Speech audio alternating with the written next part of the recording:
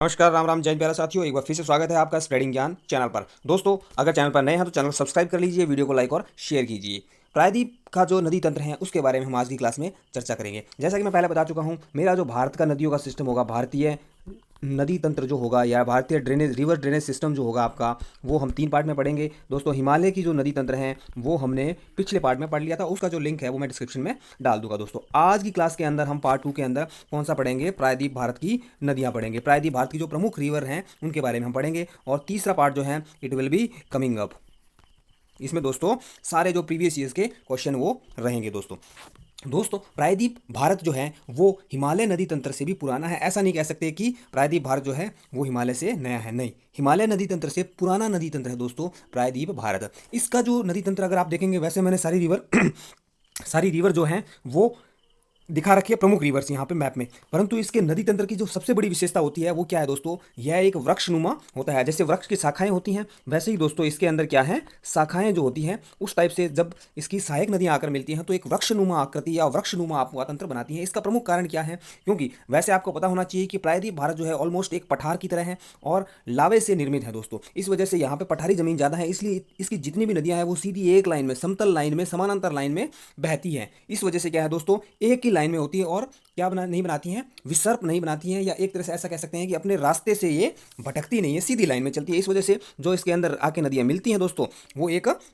पेड़ की आकार की शेप ले लेते हैं। इसीलिए दोस्तों कह सकते हैं कि हम एक वृक्षनुमा जो है वो अपवाह तंत्र होता है। अगर बात करें हम इसकी प्रमुख नदियों की, तो दोस्तों इसकी प्रमुख नदियां जो हैं नर्मदा, ताप्ती और माही, ये नदियां दोस्तों अरब सागर में गिरती हैं दोस्तों, या ऐसा हम कह सकते हैं कि ये नदियां जो हैं पश्चिम की तरफ बहती हैं। उसके बाद में दोस्तों महानदी, गोदावरी, कृष्णा, कावेरी, ये सारी की सारी नदियां बंगाल की खाड़ी में अपना पानी गिराती हैं, या हम कह सकते हैं कि पूर्व की ओर गिरती है दोस्तों, पूर्व की ओर बहते हुए बंगाल की खाड़ी में अपना पानी गिराती हैं। अब बात करते हैं दोस्तों, इसी सब चीज़ों को जो मैं बता चुका हूँ वही मैंने यहाँ पे लिख दिया है। हिमालय नदी तंत्र की तुलना में बहुत अधिक पुराना है, ठीक है। वृक्षनुमा अपवा तंत्र रखती हैं, वृक्षनुमा अपवा तंत्र रखती है। प्रमुख नदियाँ कौन सी हैं? नर्मदा, ताप्ती, माही, गोदावरी, कृष्णा, कावेरी और महानदी दोस्तों। अरब सागर में नर्मदा, ताप्ती और माही, और बंगाल की खाड़ी में गोदावरी, कृष्णा, कावेरी और महानदी दोस्तों। चलिए आगे बात करते हैं। देखिए दोस्तों, नर्मदा जो है, नर्मदा नदी दोस्तों कहाँ से निकलती है? यह अमरकंटक से निकलती है। कौन सी जगह से निकलती है? अमरकंटक से। अमरकंटक एमपी के अंदर अमरकंटक नाम की जगह है, वहां से नर्मदा नदी निकलती है। आपको शायद याद होगा कि यहीं से दोस्तों एक गंगा की सहायक नदी निकलती है। कौन सी नदी? सोन नदी भी यहीं से निकलती है, सोन नदी भी यहीं से निकलती है। उसके बाद अगर मैं बात करूं तो नर्मदा नदी जो दोस्तों उत्तर के अंदर, नॉर्थ के अंदर दोस्तों विंध्याचल पर्वत है, और साउथ के अंदर सतपुड़ा पर्वत श्रेणियां हैं। इन दोनों के बीच से दोस्तों क्या है, ये एक रिफ्ट वैली के अंदर बहती है या भ्रंश घाटी के अंदर बहती है। 1312 किलोमीटर की दूरी तय करके यह महाराष्ट्र, गुजरात से होते हुए दोस्तों, महाराष्ट्र और गुजरात से होते हुए कहाँ पे? खंबात की खाड़ी में अपना जल गिराती है, खंबात की खाड़ी में अपना जल गिराती है दोस्तों, ठीक है। और इसी नदी पे दोस्तों क्या बना हुआ है? सरदार सरोवर बांध, सरदार सरोवर बांध बना हुआ है। सरदार सरोवर बांध इसी नदी में बना हुआ है। इसकी 3 प्रमुख सहायक नदियां भी हैं। 3 प्रमुख सहायक नदियां भी कौन कौन सी हैं दोस्तों? इसकी 3 प्रमुख सहायक नदियां हैं और संग, तवा और शेर। और शेर तवा पे रोटी बना, और संग, तवा और शेर इसकी प्रमुख सहायक नदियां हैं दोस्तों। अभी इन सब बातों को मैंने यहाँ पे जो स्लाइड के अंदर लिख दिया है, आप इसको स्क्रीनशॉट भी ले सकते हैं या फिर अपने नोट्स में भी लिख सकते हैं दोस्तों। अमरकंटक से इसकी उत्पत्ति होती है, पश्चिम की ओर बहते हुए 1312 किलोमीटर की दूरी तय करके खंबात की खाड़ी में मिलती है। नर्मदा उत्तर में विंध्याचल पर्वत और दक्षिण में सतपुड़ा पर्वत श्रेणी के बीच में रिफ्ट वैली में बहती है। मध्य प्रदेश की सबसे बड़ी नदी है, मध्य प्रदेश की सबसे बड़ी नदी है, और इसे मध्य प्रदेश की जीवन रेखा भी कहा जाता है। और इसकी सहायक नदियां दोस्तों औरसंग, तवा और शेर हैं, ये मैं बता चुका हूं ऑलरेडी। अगली नदी की अगर हम बात करें तो अगली नदी है दोस्तों कौन सी? अगली नदी है आपकी ताप्ती नदी। कौन सी दोस्तों? प्रमुख नदी है अगली आपकी ताप्ती नदी, ठीक है। अगली कौन सी नदी है? ताप्ती नदी। ताप्ती नदी कहाँ से निकलती है? तो ताप्ती नदी दोस्तों एमपी के, जो ये यहाँ पे दिखाई दे रहा है, मध्य प्रदेश के एक बैतूल नाम की जगह, बैतूल नाम का एक जिला है मध्य प्रदेश के, बैतूल के निकट दोस्तों सतपुड़ा की तो सतपुड़ा के एक तरह से पद फुटहिल्स जो है, सतपुड़ा की फुटहिल्स जो है वहाँ से निकलती हैं, सतपुड़ा की फुटहिल से निकलती हैं और ऑलमोस्ट नर्मदा के समानांतर ही चलती है, नर्मदा के समानांतर ही चलती है। यह भी क्या है दोस्तों, रिफ्ट वैली में ही चलती है, भ्रंश घाटी में चलती हैं और अरब सागर में अपना पानी गिराती है, अरब सागर में अपना पानी गिराती हैं। और ऑलमोस्ट कितना 724 किलोमीटर लंबी नदी है, 724 किलोमीटर लंबी नदी है दोस्तों। ठीक है, चलिए यह दोस्तों क्या बनाती है, यहाँ पे एस्चुरी बनाती हैं। क्या बनाती हैं, एस्चुरी बनाती हैं, एस्चुरी। नदियाँ मुख्यतः डेल्टा और एस्चुरी बनाती हैं, परंतु जो बंगाल की खाड़ी में गिरती हैं वो नदियाँ मुख्यतः डेल्टा बनाती हैं और जो अरब सागर में गिरती हैं वो एस्चुरी बनाती हैं। ये फैक्ट आपको याद रखना है। अगली प्रमुख नदी की अगर मैं बात करूँ तो माही नदी है दोस्तों। कौन सी नदी है, माही नदी। यह दोस्तों कहाँ से, एमपी के जो धर जिला है, ये धर जिला है विंध्याचल पर्वत श्रेणी के पास में ही, यहाँ से विंध्याचल पर्वत श्रेणी के पास में दोस्तों यहाँ से निकलती हैं। इसके बाद में ये एमपी से होते हुए राजस्थान में एंटर करती हैं, राजस्थान में एंटर करने के बाद में अगेन यू टर्न लेती हैं, गुजरात से होते हुए दोस्तों खंबात की खाड़ी में पानी गिरा देती है, अपना खंबात की खाड़ी में पानी गिराती हैं। याद रखने वाली बात यह है कि कर्क रेखा को 2 बार काटने वाली भारत की एकमात्र नदी कौन सी है, माही नदी। कौन सी नदी है, एकमात्र नदी माही नदी है दोस्तों। एकमात्र नदी कौन सी है, माही नदी है दोस्तों। अगर आपसे कोई पूछ ले कि प्रायद्वीप भारत की जो नदियां हैं उनकी अगर कोई विशेषता पूछे, फैक्ट अगर, तो दोस्तों एक तो ये है कि ये सारी की सारी नदियां आप देखना समतल भागों में बहती है। ठीक है, अपना रास्ता चेंज नहीं करती, विसर्प नहीं बनाती है दोस्तों। और एक तीसरी पॉइंट कौन सा है, इसके अंदर साल भर पानी नहीं रहता है। समतल लाइन में बहने से क्या नुकसान है, इससे आप नहर नहीं निकाल सकते। ठीक है, चलिए ताप्ती नदी मध्य प्रदेश के बैतूल जिले के निकट सतपुड़ा की पहाड़ियों से निकलती हैं, मध्य प्रदेश, महाराष्ट्र और गुजरात से प्रवाहित होती हुई अरब सागर में जाकर मिल जाती हैं। माही नदी 583 किलोमीटर मध्य प्रदेश के धार जिले के निकट विंध्याचल पर्वत श्रेणी से होता है, मध्य प्रदेश, राजस्थान, गुजरात से बहते हुए खंबात की खाड़ी में गिरती हैं और एकमात्र ऐसी नदी हैं जो कर्क रेखा को 2 बार काटती हैं। वेरी इंपॉर्टेंट फैक्ट है दोस्तों ये वाला कि कर्क रेखा को 2 बार काटने वाली कौन सी नदी है, तो आप याद रखिए कौन सी है, माही नदी एक ऐसी नदी है। चलिए अगला बात करते हैं दोस्तों, इसमें हम बात करेंगे गोदावरी नदी के बारे में। गोदावरी नदी के बारे में देखते हैं। गोदावरी नदी जो है अगर आप देख रहे हैं तो ये सह्याद्री दोस्तों, सह्याद्री की जो सीरीज है, सह्याद्री की जो रेंज है वहाँ पे नासिक जिले में जो महाराष्ट्र का नासिक जिला है वहाँ के त्र्यंबकेश्वर, कौन सी जगह है, याद रखिएगा कौन सी जगह है, त्र्यंबकेश्वर त्र्यंबकेश्वर से निकलती है और दक्षिण पूर्व की ओर बहते हुए बंगाल की खाड़ी में जाकर गिर जाती है। दक्षिण पूर्व की ओर बहती हैं और बंगाल की खाड़ी में जाकर दोस्तों गिर जाती हैं। इस नदी को बूढ़ी गंगा या दक्षिणी गंगा भी कहते हैं। फैक्ट याद रखना है, इस नदी को बूढ़ी गंगा या दक्षिणी गंगा कहते हैं। अगर कोई पूछ ले आपको दक्षिण भारत की गंगा किसे कहते हैं, तो कावेरी को कहा जाता है। कावेरी को दक्षिण भारत की गंगा कहते हैं, परंतु दक्षिणी गंगा अगर पूछते हैं तो गोदावरी को कहा जाता है। गोदावरी की प्रमुख सहायक नदियाँ जो हैं वो ट्रिक इसकी एक याद कर लीजिए, इंद्र के प्राणों में पेन था, पेन मतलब दर्द। ठीक है, राक्षस उसको हमेशा ही परेशान करते थे, जिसका मन किया उठा के सबसे पहले उसको स्वर्ग पे ही हमला करना होता था। ठीक है, इंद्र के प्राणों में हमेशा क्या था, कष्ट ही कष्ट था, दर्द ही दर्द था, पेन ही पेन था। तो इसकी है इंद्रावती, प्रणहिता और पेन गंगा। ये सारी की सारी जो है दोस्तों इसकी लेफ्ट से आती है, एक राइट से आती है मंजीरा, एक राइट से नदी आती है वो है मंजीरा नदी। 4 नदियाँ इसकी प्रमुख सहायक नदियाँ हैं। ठीक है, अगली नदी की अगर मैं बात करूं तो वो है आपकी कृष्णा नदी। कौन सी है, कृष्णा नदी। कृष्णा नदी कहाँ से निकलती है दोस्तों, प्रायद्वीप भारत की दूसरी सबसे लंबी नदी है। पहली कौन सी है, गोदावरी है। पहली कौन सी है, गोदावरी है। दूसरी सबसे लंबी नदी कौन सी है, कृष्णा है। ऑलमोस्ट 1400 किलोमीटर है, 1400 किलोमीटर। महाराष्ट्र के कहाँ से निकलती है, गोदावरी त्र्यंबकेश्वर से निकलती है और यह दोस्तों कौन से निकलती है, महाबालेश्वर से। कहाँ से,